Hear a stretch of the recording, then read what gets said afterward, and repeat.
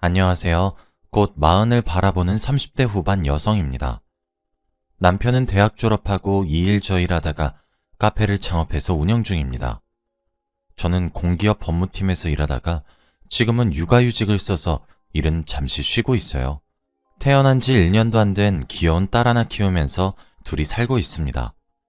시댁과는 딸아이를 임신했을 무렵에 연을 끊었어요. 지금부터 그 이야기를 해드리려 합니다. 우선 시댁은 어느 정도 경제적 여유가 있는 집안이에요. 그렇다고 또 엄청 돈이 많고 그런 건 아니지만 연애 때 남편 말을 들어보니까 나름 유복하게 자란 것 같더라고요. 게다가 위로 누나만 한 분 계시고 자기 말고는 남자 형제가 따로 없어서 시부모님이 독자라며 애지중지 키우셨다 합니다. 남편 누나분은 가족과 함께 해외에 나가 계셔서 얼굴도 결혼식 때 한번 보고는 그 후로 뵌 적이 없어요. 결혼식에 참석하셨을 때도 비행기표 시간이 촉박하다고 정말 얼굴만 비추고 사진도 안 찍고 그렇게 가셨죠. 아무튼 남편 집안이 그런 반면 저는 입양합니다. 5살쯤 부모님께서 저를 입양하셨어요. 입양도 범죄나 학대를 염려해서 굉장히 까다로운 절차를 거쳐 진행되기 때문에 친부모님만 아니다 뿐이지 저도 부족함 없는 집안에서 사랑받고 컸습니다. 저희 엄마가 몸이 너무 약하셔서 임신이 힘든 몸이셨거든요.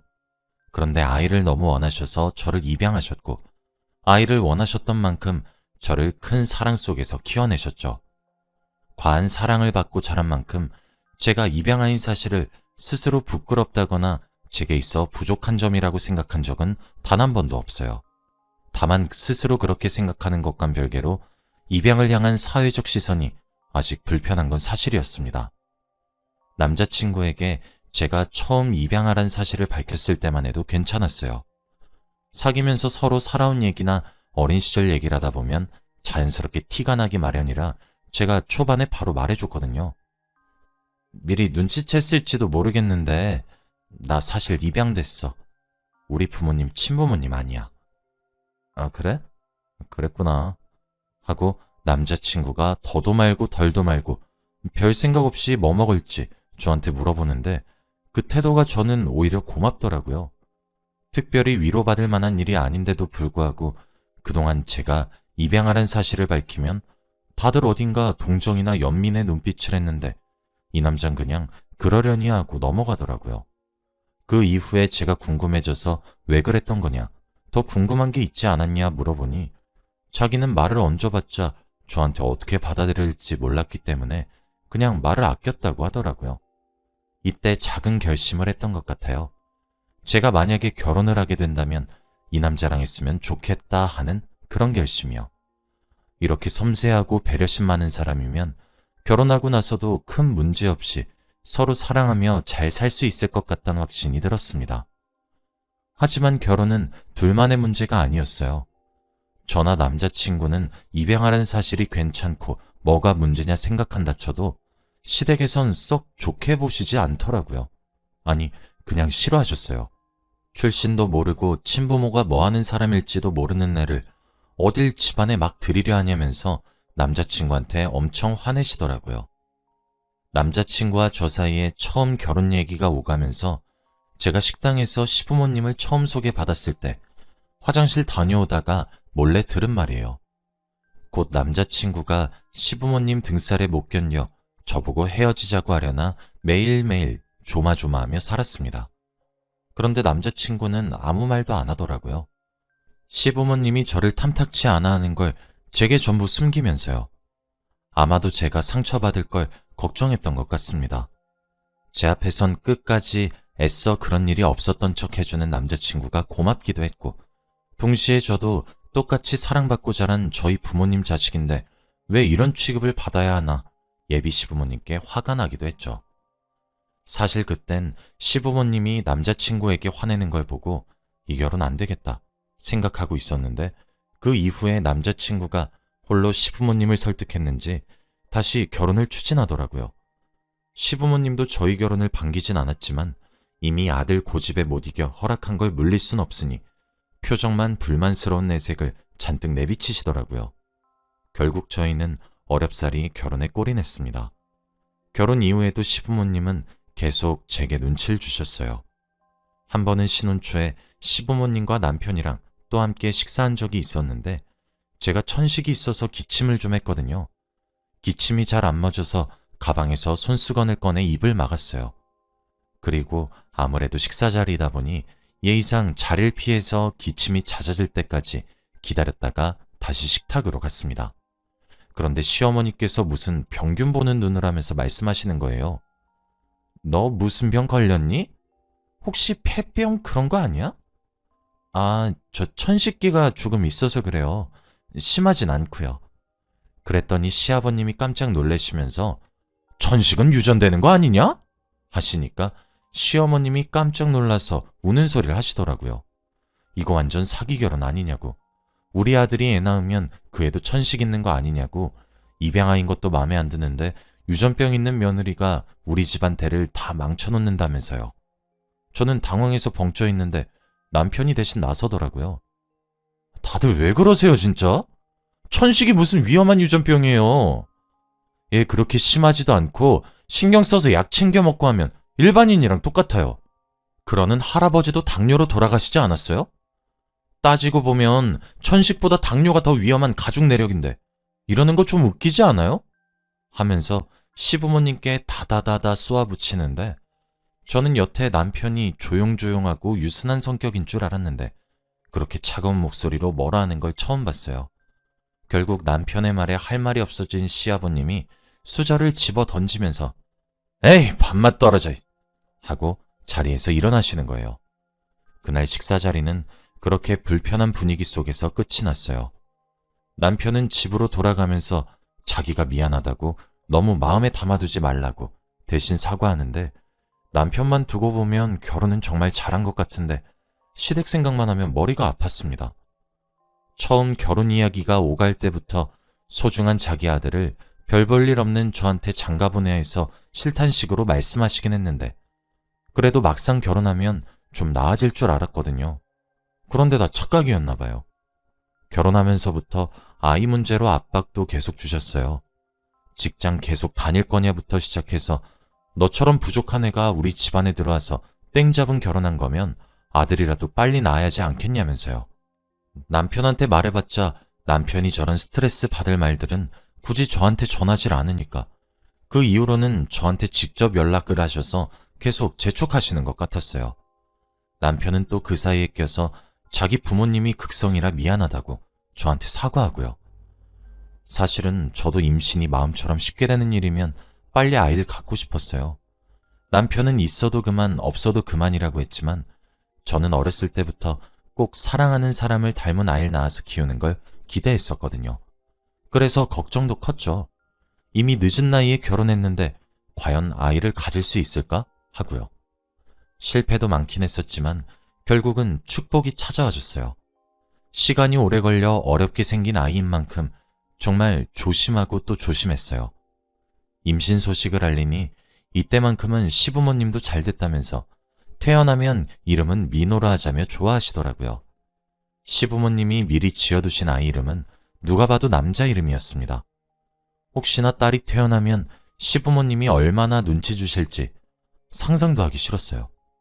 하지만 남편은 아이 성별은 중요하지 않으니 둘이 아껴주면서 바르게 잘 키워내자고 저한테 말했어요. 저도 같은 생각이었죠. 시어머님이 이거 먹으면 무조건 아들 낳는다는 한약 지어놨으니 찾아가라고 연락을 하시고 평소 무뚝뚝하고 저에게 아예 무관심한 태도를 보이시는 시아버님은 별일 없냐고 몸 건강히 잘 지내냐고 가끔 전화까지 오시더라고요. 180도 달라진 태도에 제가 제일 당황했어요. 아들을 낳아야 한다는 부담감에 미칠 지경이었죠. 임신 16차쯤에 병원에 가서 떨리는 마음으로 아이 성별을 확인했는데 결과는 딸이었습니다. 처음에 딸이란 소리를 듣자마자 시부모님 등살이 걱정돼서 잠시 실망했었는데 정신 차리고 보니 뱃속 아이한테 갑자기 너무너무 미안해지더라고요. 그래서 시부모님으로부터 무슨 얘기를 듣고 어떤 욕을 들어도 아이만은 꼭 아낌없이 사랑해주리라 각오했어요. 남편에게 알려주니 정말 좋아하더라고요. 사실 자기는 저 닮은 딸을 좀 더 원했다면서요. 남편에게 시부모님이 뭐라 하실까봐 걱정된다고 말을 흐리니 걱정하지 말라고 자기가 무슨 일을 해서라도 저랑 딸을 지켜주겠대요. 믿음직스러운 모습에 안심이 되었어요. 하지만 며칠 지나지 않아 시어머님께 연락이 오더군요. 지금 임신 몇 주 차인데 아직도 뱃속애가 아들인지 딸인지 보고를 안 하냐면서요. 그래서 딸이라고 솔직히 말씀드렸어요. 그랬더니 어쩔 거냐고. 넌 나이도 많아서 둘째를 가질 수 있을지 없을지도 모르는데 이대로 대가 끊기면 책임지라고, 가만 안 둘 거라고 혼자서 소리소리를 다 지르시곤 끊어버리셨어요. 저는 전화기에 대고 제 잘못도 아닌 걸 계속 사과하는 수밖에 없었죠. 그래도 생각했던 것만큼 역정을 내시진 않으셨어요. 그 이후로는 아예 연락 자체가 뜸하셨거든요. 저는 그동안 하필이면 또 입덧이 오래가서 계속 힘들게 임신 기간을 보내고 있었고요. 명절을 앞두고 시어머님께 다시 연락이 왔어요. 망설이다 전화를 받으니 예상외로 살가운 목소리로 이번 명절에 올 거지? 하고 물으시더라고요. 그런데 거기에 대고 입덧이나 임신 때문에 가기 힘들다고 말할 수가 없어서 네 어머님 하고 대답해 버렸어요. 그리고 명절이 됐죠. 남편이 정말 괜찮겠냐며 시댁으로 가는 차 안에서 묻는데 그냥 대충 괜찮다고 했어요. 남편이 걱정스럽게 보다가 너무 힘들면 나 불러야 돼? 내가 거들어줄게. 나 전도 잘 붙여 하고 말해줬죠. 말뿐이라도 고마웠어요. 시댁에 도착하니 벌써 기름 냄새며 음식 냄새가 진동을 하더라고요. 입덧 때문에 토할 것 같은 걸 겨우 참고 인사드리니까 왜 이렇게 늦었냐며 또 바가지를 긁으셨어요. 무거운 몸을 이끌고 입덧을 참아가면서 저는 명절 음식을 만들기 시작했죠. 시아버지도 소파에 앉아 TV만 보고 계시더라고요. 시어머니는 이번 명절에도 안 온다며 남편의 누나 욕을 해대고요. 남편의 누나, 그러니까 제 시누이는 제 결혼식 이후로 시부모님을 한 번도 안 찾아뵀어요. 결혼식 전에도 결혼하고 아이 낳은 후로 해외로 나간 이후로는 한국에 들어온 적이 없었대요. 대충 시어머니가 얘기하는 거 봐서는 시누이가 아이 낳고 얼마 안 있어서 시부모님이랑 정말 크게 싸웠다나 봐요. 그래서 명절이나 생일에도 방문은커녕 연락 한 통 없다고요. 남편만 가끔씩 안부 전화 주고받는 것 같았어요. 저야 뭐 주변 친구들의 시누이처럼 괴롭히고 부려먹는 것보다 이렇게 대면대면한 사이로 거의 모르는 거나 다름없이 지내는 게 오히려 반갑더라고요. 아무튼 남편은 중간중간 시어머니 몰래 제게 시원한 마실 것도 갖다 주고 이리저리 왔다 갔다 하면서 시어머님 일을 돕기 시작했어요. 그러면 제가 하는 일도 빨리 끝날까 싶어서요. 시어머님은 남편더러 귀한 아들내미는 도울 거 없으니 거실 가서 아빠랑 TV나 보고 있으라고 부엌이랑 다용도실에서 내쫓았어요. 저랑 시어머니만 남아서 명절 음식을 하는 중이었죠. 제가 입덧으로 힘들어하는 걸 보시면서 입덧은 임신 초기에 잠깐 하고 끝나는데 너도 참 제사 준비하기 싫다고 그렇게 다 티나는 연극을 하면 어떡하니? 내가 모를 줄 알아? 너도 정말 애가 독하다 독해. 그런다고 봐줄 것 같아? 아들 품었으면 또 몰라. 하등 쓸모없는 딸 가진 거 가지고 유세는 유세야. 하면서 혀를 차셨어요. 정말 서러웠지만 그래도 꾹 참고 음식 준비에만 집중했어요. 빨리 끝내고 싶어서요. 그런데 얼마 안 있어서 시어머님도 어깨가 너무 아프다며 거기 놓인 점만 붙이면 되니까 좀 쉬러 들어가 보겠다 하시더군요. 제가 늦게 와서 자기가 미리 음식을 준비하고 있었으니 나머진 저보고 다 하라고요. 대충 봐도 혼자서 하기에 엄청 많은 양인데 이미 시어머님은 안방으로 들어가 버리셨어요. 결국 저는 메스꺼림을 참으면서 기름 튀는 휴대용 그릴 앞에 앉아 전을 부치고 있었죠. 가만히 앉아 제 처지를 생각하니 갑자기 눈물이 울컥 나더라고요. 부모님도 보고 싶고 친정집 가면 이런 생고생 안 해도 될 텐데 생각했어요. 겨우 전을 다 부칠 때쯤 남편이 오더라고요. 제 옆에 와서는 엄마 눈 피해서 몰래 왔다고, 못 도와줘서 미안하다고, 자기가 밖에 나가서 제일 좋아하는 아이스크림 사왔으니까 이걸로 기분 전환하자고 말했어요. 저는 바닥에 기름도 많이 튀었고 그릴에 있는 기름들도 씻어야 하니까 그동안 잠시 식탁에 앉아서 기다려달라고 말했는데 그릴이 무거우니까 자기가 씻겠다고 대신 드는 거예요. 고마워하면서도 손잡이 말고는 아직 뜨거우니까 조심하라고 경고하려는데 순간 시어머니가 뒤에서 소리치시더라고요. 이게 아들도 못 낳는 주제에? 나 자는 사이에 감히 우리 귀한 아들을 시켜먹어? 성큼성큼 다가오셔서는 팔을 높이 치켜들어 제 뺨을 치시는데 그러다 남편을 밀치더라고요. 남편은 갑자기 일어난 돌발 상황에 놀라서 그릴을 잡은 손을 놓아버리고 그 뜨거운 기름은 제 다리에 쏟아졌어요. 아파서 비명을 지르고 난리도 아니었죠. 남편 차로 빨리 응급실로 가서 다행히 응급처치를 받긴 했어요. 남편이 침대에 누워있는 제 손을 잡으면서 정말 미안하다고 자기 때문이라고 울면서 말하더라고요. 따지고 보면 남편 잘못이 아니라 시어머니 잘못인데 말이죠. 하지만 그때 저는 정말 몸도 마음도 다 너덜너덜해진 상태였어요. 상처를 입을 대로 입어서 빈말이라도 괜찮단 소리가 안 나오더라고요. 여보, 나 도저히 못하겠어. 나 정말 여보 사랑하는데 당신 부모님은 이제 더 못 참겠어. 제가 눈물을 또르르 흘리면서 그렇게 말하니까 남편도 잠시 충격받은 표정이더니 화상 입은 제 다리를 잠깐 보고는 결심했다는 듯 말하더라고요. 나도 당신 힘든 거 이제 못 지켜보겠어. 부모님이랑 더 안 보고 살 수 있게 내가 말할게. 그렇게 저는 시부모님을 그 이후로 안 보게 됐어요. 시어머니 때문에 다리에 화상을 입어서 응급실에 갔는데도 전화 한 번 안 하시더라고요.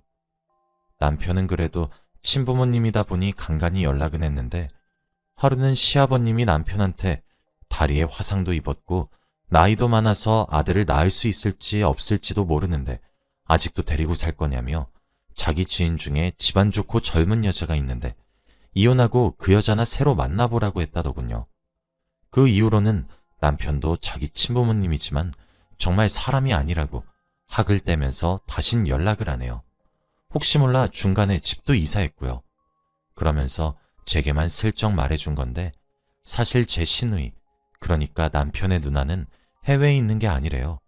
시부모님과 싸우고 절연하기 위해 해외로 간 척 속인 거고 사실은 자기 남편이랑 아들이랑 한국에서 잘 살고 있대요. 알고 보니 시부모님과 싸우게 된 계기도 시누이가 결혼하고 임신해서 아들을 낳았을 때 그때는 남편이 결혼도 안 한 상태라 대가 끊길 걸 걱정한 시부모님이 시누이한테서 태어난 아들을 자기들이 입양해서 집안 호적에 넣으면 안 되냐고 했다는 거예요. 정말 말도 안 되는 거죠. 어지간히도 아들 좋아한다 싶었습니다. 시누이도 그 얘기를 듣고는 평생 딸이라서 구박당하고 자기 동생, 그러니까 제 남편이랑 여지껏 차별대우 당하면서 키워졌는데 끝까지 이러기냐며 크게 실망해서 연을 끊어버렸대요. 처음엔 남편이 연락해도 잘 받으려 하지 않았는데 시간이 지나면서 비록 차별을 받긴 했어도 제 남편은 잘못이 없었다는 걸 깨달았고 제 남편도 자기에게 미안해하는 걸 알고 둘이 시부모님 몰래 연락을 주고받았다더라고요. 지금은 시누이랑 남편 사이도 좋아져서 시누이 가족과도 가끔 여행을 같이 간다거나 생일이면 같이 밥 먹는다거나 하는 식으로 자주 만나요. 시부모님 대신 생긴 제대로 된 시댁 식구들이었죠.